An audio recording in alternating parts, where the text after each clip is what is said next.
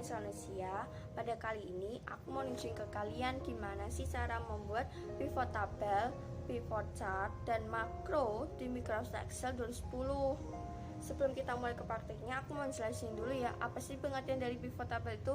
Jadi pivot table itu adalah sebuah perangkat berbentuk tabel di program Microsoft Excel yang berfungsi untuk membuat sebuah ringkasan laporan dinamis, melakukan analisis, dan eksplorasi data. Yuk kita langsung mulai aja ke prakteknya. Jadi, untuk membuat pivot table, kita harus membuka dulu aplikasi yang namanya Microsoft Excel 2010. Kita klik ya teman-teman. Nah, di sini aku udah menyediakan data untuk membuat pivot table. Datanya seperti ini. Kalian bebas ya teman-teman mau gunain data apa aja, misalkan data kendaraan atau data elektronik, itu terserah kalian. Di sini tuh aku mau mencontohkan ke kalian data dari produk kecantikan selama 1 bulan, dari tanggal 1 Januari sampai tanggal 31 Januari 2020. Nah, untuk membuat pivot table, kita pergi ke insert, lalu di pojok kiri itu biasanya ada tulisan pivot table, kita klik. Nah, di sini ada dua pilihan. Kalian mau pakai pivot table atau pivot chart. Nah, di sini kan aku menjelaskan ke kalian untuk membuat pivot table. Kita klik. Nah, tabel atau range ini kita isi dari nomor transaksi sampai blok terakhir. Nah, di sini kan ada dua pilihan nih, teman-teman. Apa sih itu new worksheet itu, Kak? Nah, jadi new worksheet itu adalah melanjutkan pekerjaan kita di halaman baru. Jadi nggak di halaman yang masih ada data ini. Kalau existing worksheet baru melanjutkan pekerjaan kita di halaman ini, halaman yang masih ada datanya. Nah, di sini aku mau jelasin ke kalian yang di new worksheet dulu. Kita klik OK, maka akan muncul data seperti ini. Kak, kok belum ada datanya? Ya, karena kita belum format nih teman-teman. Nah, untuk formatnya kalian bebas mau klik di mana aja asalkan masih dalam garis ini. Kalau di sini kan nggak bisa tuh. Maka kita klik. Nah, misalkan untuk mengetahui pesanan produk selama 1 bulan tuh ada berapa aja, kita dapat pindahkan ke ini yang masih ada kosong-kosong ini. Nah, report itu apa sih, Kak? Apa itu kolom, apa itu row, atau itu apa itu values? Jadi, report filter itu adalah area untuk menempatkan data yang akan difilter atau disaring. Kalau kolom ini itu adalah area untuk menempatkan data dalam bentuk kolom. Kalau yang di sini itu dalam bentuk baris. Kalau values itu adalah untuk menempatkan data yang akan dilakukan perhitungan. Nah, kita lanjut yang ke tadi ya teman-teman. Jadi kita pindahin nama barang ke row biar muncul seperti ini, data-data yang nama produk yang dipesan selama 1 bulan. Nah, terus kita klik ini jumlah pesanan, kita pindahin ke values, maka akan muncul seperti ini. Jadi produk selama 1 bulan ini dapat menghasilkan 99 produk pesanan selama 1 bulan. Nih Kak, kalau misalkan kita pengen tahu nih harga-harga dari produk itu sendiri gimana Kak? Ya kita tinggal cariin sama kayak tadi. Kita klik ini yang harga satuan, pindahin ke values, maka muncul seperti ini. Untuk mempermudahkan kita membaca harganya, kita bisa pindahkan ke dalam bentuk rupiah atau dalam bentuk koma, itu terserah kalian.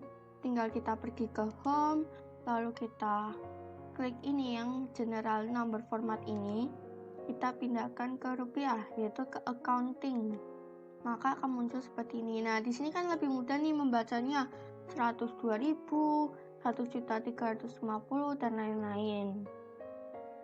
Nah, Kak, kalau misalkan nih kita pengen tahu harganya produk selama 1 minggu tuh ada apa aja. Nah, caranya tanggal transaksi ini kita pindahin ke report filter. Lalu yang ada tanda panah ini kita klik, lalu kita klik select multiple items. Lalu kita kan pilih ini 1 minggu. Misalkan aku contohin dari tanggal 1 sampai tanggal 5. Kok tanggal 5-nya nggak ada? Kemungkinan tanggal 5 itu adalah tidak ada pesanan yang pada hari itu tersebut. Nah, atau tanggal 5 itu hari Minggu, di mana hari Minggu itu adalah tutupnya toko, otomatis tidak ada produk yang dibeli di hari Minggu tersebut. Lalu kita klik nih, berarti kita klik sampai tanggal 4 ya teman-teman. Lalu kita klik OK. Nah, maka akan muncul data seperti ini. Produk selama 1 minggu ada 15 pesanan. Begitu teman-teman caranya. Terus misalkan nih 3 dikali 78 itu berapakah, biar harga totalnya kita ketahui juga. Nah, caranya di data tadi kan sudah dicantumin juga nih totalnya.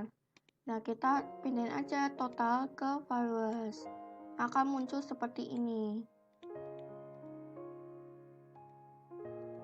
Nih, misalkan produknya 2 dikali 154 berapa? Yaitu adalah 309.000. Itu adalah cara membaca lebih cepat. Nah, kita lanjut yang tadi ya. Untuk membuat di existing worksheet, caranya sama kayak tadi. Kita pergi ke insert, lalu pivot table, kita klik pivot table, lalu tabel aturasinya kita isi sampai dari nomor transaksi sampai blok terakhir.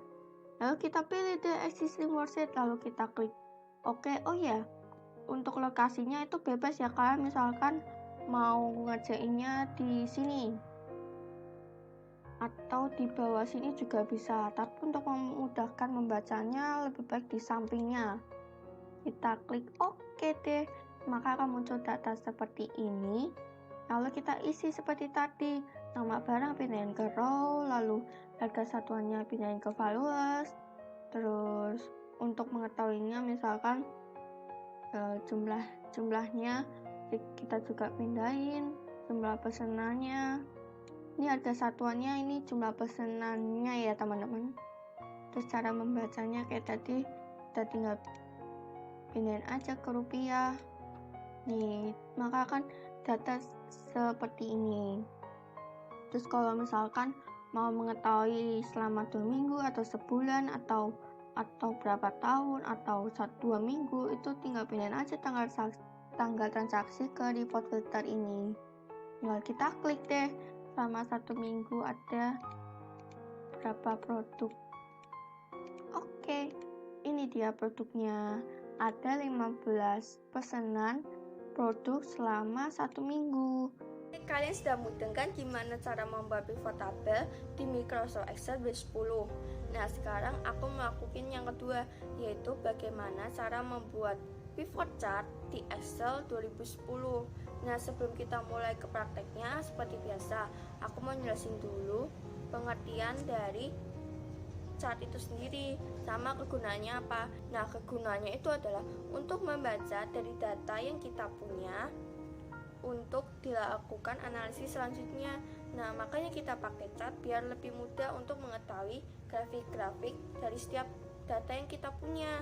Yuk kita langsung mulai aja ke prakteknya. Oke, untuk membuat pivot chart caranya sama kayak tadi. Nah, di sini aku menggunakan data yang tadi ya, yang sebelumnya yang digunakan untuk membuat pivot table. Nah, untuk membuat pivot chart itu sendiri caranya sama kayak tadi. Kita pergi ke insert, lalu di pojok kiri ini ada tulisan pivot table, kita klik.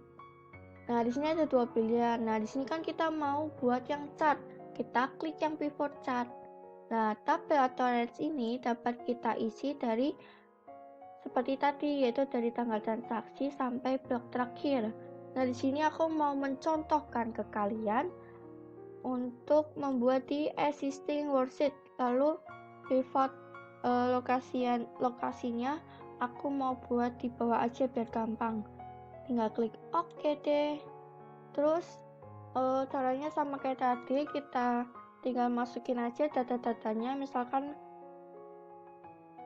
nama barang kita pindahin, lalu pakai harga jumlah pesanan, maka akan muncul seperti ini. Ini data selama 1 bulan. Terus kalau misalkan nih kita juga pengen tahu mulai dari harga-harganya juga bisa ya, pakai yang harga satuan. pindahin ke sini deh. Nih, maka akan muncul seperti ini. Birunya nggak kelihatan ya teman-teman. Kita pindahin. Nah, terus kalau misalkan nih kita mau pengen tahu selama 1 minggu, tinggal tanggal transaksinya kita pindah ke report filter. Lalu tanggal transaksinya dapat kita klik deh yang tanda panah ini selama 1 minggu. Sampai tanggal 4 ya teman-teman. Lalu kita klik OK deh. Maka akan muncul data seperti ini. Ini adalah data grafik selama 1 minggu. Sini aku nggak pakai ini deh. Jumlah pesanannya dari harganya aja. Tuh, jadi seperti itu. Lalu kalau misalkan nih kita pakai datanya misalkan dari pivot table tadi, caranya sama juga kok. Tinggal kita pergi ke insert, lalu ke pivot table, lalu kita klik pivot chart, lalu tabel atau range ini dapat kita isi ya. Dari sini row labels sampai grand total. Lalu klik OK deh. Nah, tinggal kalian masukin aja deh. Kayak tadi, row labelnya kita pindahin ke sini. Lalu jumlah ini ya. Kita pakai yang harga satuan aja kali ya, teman-teman. Pindahin ke values, maka akan muncul seperti ini. Tuh, ini adalah data selama 1 bulan. Selama 1 minggu. Karena tadi kita pakai ini data selama 1 minggu. Nah, kalau misalkan nih aku mau pakai data selama 1 bulan gimana teman-teman? Gimana kak? Nah, caranya sama kayak tadi ya teman-teman. Nah, klik Alt aja deh, klik OK, maka akan muncul seperti ini. Ini adalah data selama 1 bulan. Selesai deh. Ini mudah kan untuk mencari menggunakan pivot chart. Nah, kalau misalkan nih kita mau mau ngubah nih biar nggak putih, kita juga bisa ya. Tinggal kita pergi ke format, lalu misalkan kita pergi ke desain, terus yang biru-biru ini kita bisa pakai warna merah atau warna apa, bebas, terserah kalian, sekreasi kalian. Aku mau coba pakai yang ini deh. Lalu disini aku mau pakai yang ini, seperti ini. Lalu biar nggak putih bisa juga kalian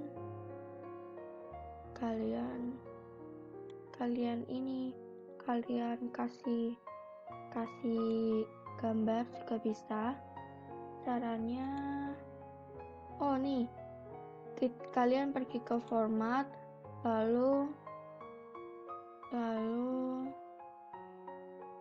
labelnya kita ganti misalkan pakai gradient. Tuh, maka akan jadi seperti itu. Nah, selesai. Kan seperti ini. Itu sekreasi kalian ya teman-teman. Misalkan mau pakai picture bisa juga. Tapi di sini kayaknya aku tidak punya foto di laptopnya. Tapi kalian sama kok caranya kayak tadi, tinggal kayak masukin file aja. Ya di sini aku nggak punya foto, maafkan ya. Kita pakai yang gradient aja deh. Klik share file, terus bisa juga pakai tekstur. Nah, akan jadi seperti ini. Selesai deh. Ini adalah menggunakan pivot chart. Oke, kalian sudah mudah kan gimana cara membuat pivot chart di Microsoft Excel 2010. Nah, sekarang kita mau ngelakuin yang ketiga nih, yaitu gimana cara membuat makro di Microsoft Excel 2010. Nah, sebelum kita mulai, seperti biasa, aku mau jelasin dulu nih, apa sih makro itu? Jadi, makro itu adalah fasilitas yang dimiliki Microsoft Excel yang berfungsi untuk membuat perintah atau merekam perintah berupa kode. Nah, kegunaannya itu, daripada kita berjam-jam nih membuat data sebanyak itu secara manual, maka kita membuat makro ini agar merekam perintah-perintah yang kita lakuin. Jadi lebih cepat prosesnya. sekarang kita lanjut ke prakteknya aja yuk, biar kalian tambah mudeng. Yuk kita langsung mulai. Oke, jadi untuk membuat sebuah makro, kalian perlu persiapkan tabel seperti ini. Nah, kali ini aku akan mencontohkan ke kalian membuat restoran nasi yang berarti menjual makanan dan minuman.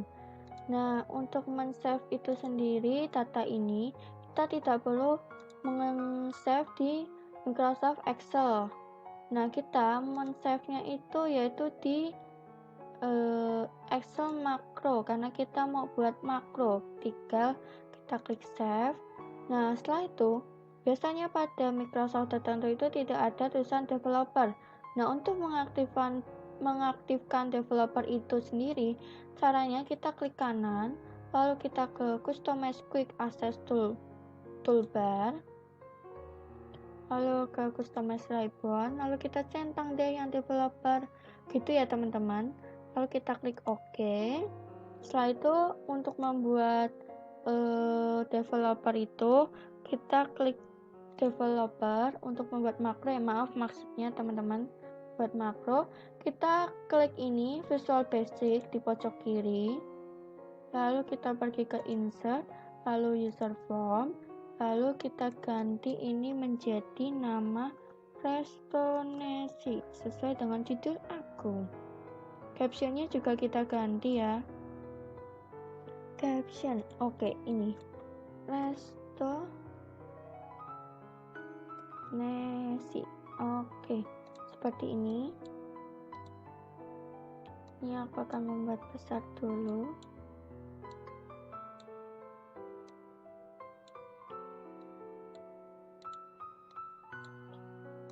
Nah, oke, maaf mengganggu. Nah, habis itu kalian boleh menambahkan background dengan cara kita cari picture, lalu kita klik yang 3 ini, titik 3, lalu kalian cari gambar yang kalian inginkan. Nah, aku mau pakai gambar yang ini. Tinggal kita klik open, lalu kan ini gambarnya nggak full nih ya teman-teman. Caranya kita cari picture size mode, kita klik, lalu pindahkan ke 1, maka akan full. Nah, sekarang kita akan membuat data atau tulisan di sini. Pertama, aku mau pakai label sebagai judul.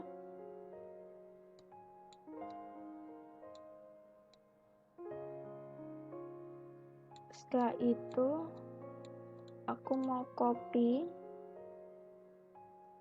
untuk menulis yang tabel aku buat tadi, yaitu contohnya misalnya nomor, terus pukul, main foodnya apa, minumannya apa. Oke, seperti ini. Lalu klik text box ini yang tulisannya AB, lalu kita klik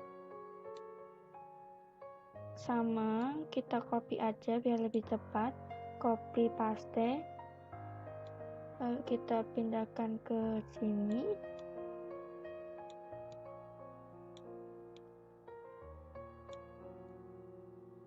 Lalu kita buat comment buttonnya. Untuk gunanya, untuk membuat tombol exit dan tombol save-nya ya teman-teman. Nah, sekarang kita ganti namanya. Di sini aku mau tulis Restonesi sesuai dengan judul yang aku. Lalu label satunya aku ganti nomor, terus label ini aku ganti pukul, sesuai tabel yang kalian buat tadi ya teman-teman. Pukulnya aku ini ganti apa ya guys? Oh, snack. Lalu main food. Lalu label minumannya. Lalu ini juga aku ganti menjadi save. Yang ini aku ganti menjadi exit. Oke, seperti ini. Lalu sekarang aku akan mengganti fontnya. Tinggal kita klik font ini. Kalian bebas ya teman-teman mau gunain font apa, tapi kali ini aku mau pakai font font yang Tecton Pro ukuran 28, lalu kita bold, lalu kita klik OK, maka akan muncul seperti ini. Ini juga sama, aku akan ganti menjadi kali ini aku pakai Tempus Sans ITC untuk ini yang di sebelah sini, ukurannya 16 kali ini. Ini juga sama caranya kayak tadi, kita ganti menjadi ukuran 16. Oh ya, ini belum di bold. Ini juga kita bold, ini juga kita bold, ini juga kita bold, kita tebalkan. Lalu ini juga sama, aku mau pakai ini ukuran 18, ini juga sama, pakai ukuran 16 juga, 18 deh. Oke, ini tadi ukuran 18 juga, kita klik OK. Ini juga kita ganti fontnya, aku mau pakai Times New Roman ukuran 12, ini juga sama, 12, ini juga sama, 12, ini juga sama, Times New Roman 12, ini juga sama, 12. Oke, sudah ya. Aku akan mengepaskannya, mengeditnya menjadi seperti ini, biar nggak kelihatan ini. Oke, seperti ini kacauan, jadi aku akan dekatkan, lalu seperti ini. Oke, lalu ini backgroundnya yang ini, restorasi ini aku akan tebalkan di back color ini agar lebih tua. Oke, seperti ini, sesuai kreasi kalian ya teman-teman. Nah, sekarang aku akan membuat kodenya. Untuk membuat kodenya, kita klik 2 kali di save, lalu aku sudah menyiapkan kodenya, tinggal kita paste aja. Nggak ada di mana ya. Oh iya ya, kita belum ini ya teman-teman. Oke, kita kembali lagi, kita ganti namanya menjadi restorasi. Jadi kita harus ganti nama-nama ini, label no, label pukul, snack, semuanya kita ganti ya teman-teman. Snack, my food,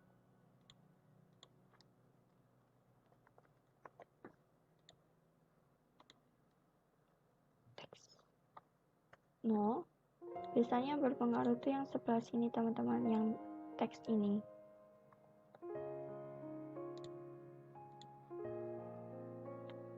Snack,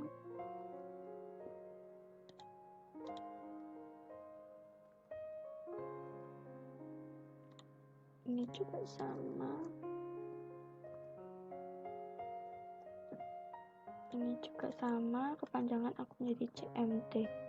Save, ini juga CMT, exit. Oke, sekarang kita klik 2 kali, CMT save-nya aku copy seperti ini. Nah, yang perlu kalian perhatikan itu adalah di ini, nama makro ini. Kenapa bisa makro? Karena pada saat membuatnya aku sudah mengganti tulisan jadi makro. Kalau tulisannya sheet 2, kita juga harus mengganti ini menjadi sheet 2. Terus yang perlu kalian perhatikan lagi adalah ini. Ini sesuai nama yang telah kita ganti tadi ya, yang teks tadi ini juga sama. Terus yang exit juga sama kodenya. Aku sudah menyiapkannya, tinggal kita copy.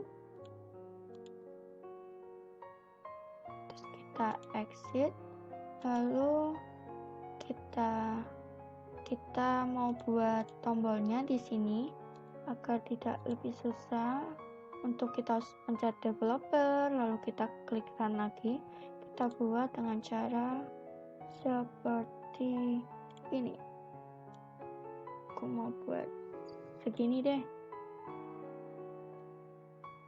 Kita edit text, misalnya klik menu.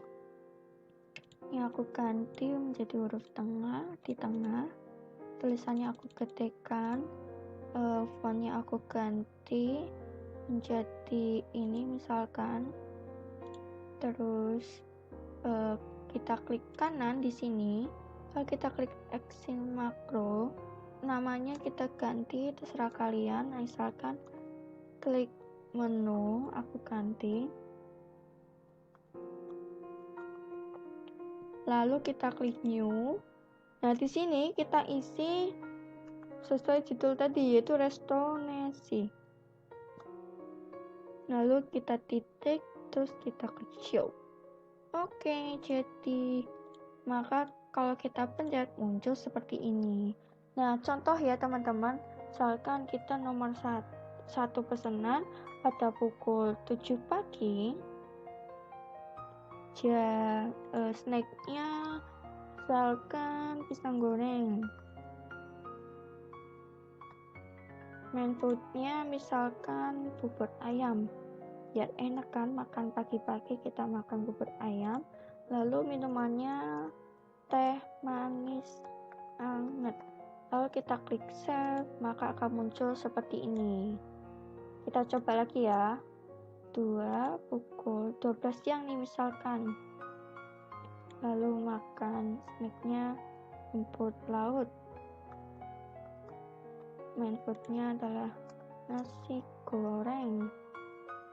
Minumannya jus alpukat.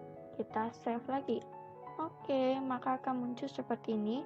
Lalu kita exit, tinggal klik aja. Oke, seperti itu teman-teman cara membuat makro.